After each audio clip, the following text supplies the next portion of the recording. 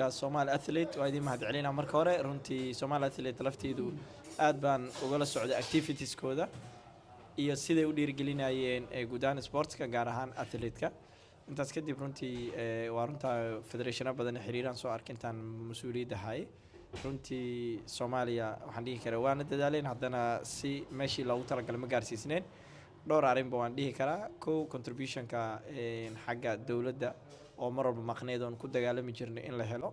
sportska mar walba waa inay dawladdu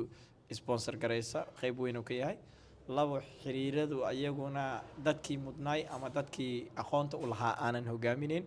ayaduna caqabad kale iyo challenge kale ahayd guud ahaan isku daygu iyo bulshadu qaybeeda kala duwan aad u fiicneed waxaan rajeynayaa insha Allah sportska dalka maalin meel ka dambaysa meel fiican uu soo hagaagay meel buu soo maray waxaan rajeynayaa insha Allah inuu aad u soo wacnaan doono